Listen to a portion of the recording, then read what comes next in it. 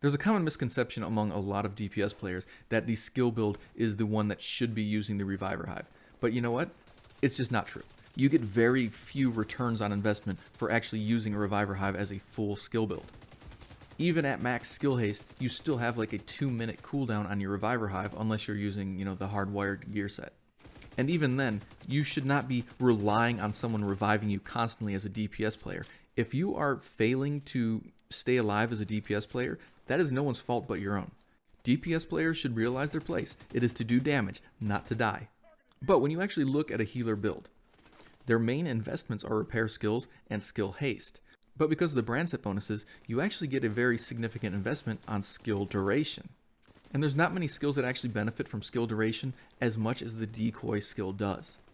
Because of this, I would definitely say that the decoy hologram is one of the top tier skills for a skill healer build. And the reason I say this is, if you break down what a skill healer is, it is basically designed to prevent people from dying, to allow them to maximize their potential. So a DPS player who doesn't die can do a lot more DPS. And if you have to be revived, obviously you're losing DPS. A tank build who can tank constantly also provides those DPS users the ability to put out DPS. And this is where the hologram comes in.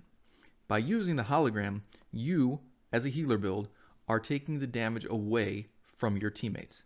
So you don't actually have to physically heal their health or armor. You are allowing them to keep firing because they are not taking damage. And in the rare case where somebody actually gets downed, it can provide that great distraction for you to actually go and manually revive them because you're not doing that much damage anyway. You are not designed to do the damage. You are designed to basically keep your team alive. And in my opinion, having a skill that keeps players from dying versus one that revives them after they die is a lot more beneficial to the overall DPS and success of a team. Now, when you actually look at the decoy itself, having a low tier skill doesn't really give you that much benefit. But when you get that 190% threat generation, it does allow your team a lot more freedom. But of course, as always, this skill does require a little bit of knowledge to use properly. And if you watch the footage in the beginning, you can see that I am not just throwing it on the ground at random. I am trying to either put it behind cover, or I'm trying to throw it in an area that's inaccessible to enemy small arms fire. Now, there are, obviously grenades and stuff like that can basically destroy your skill regardless of where you put it, but there are places that you can put it to optimize its efficiency. You basically want to put it at a section of ground where that skill itself is actually sitting below the enemy's line of sight. So the only thing they can see is like the top half of the hologram. That way they are shooting at the hologram and not at the skill.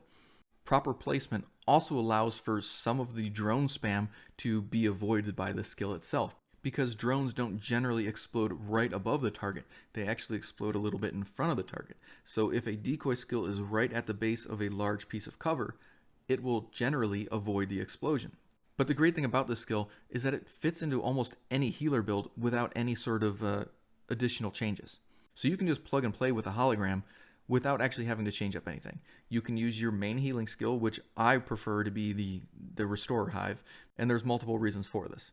One, generally your throwing distance is actually still inside of the range of the healing hive. So if your decoy does take damage, your hive will actually repair it and keep it alive. The second reason is because generally on higher difficulty, you want all your team to be in a close proximity. You don't want them to be right next to each other, but you want them to be in a radius that is roughly the size of the healing hive.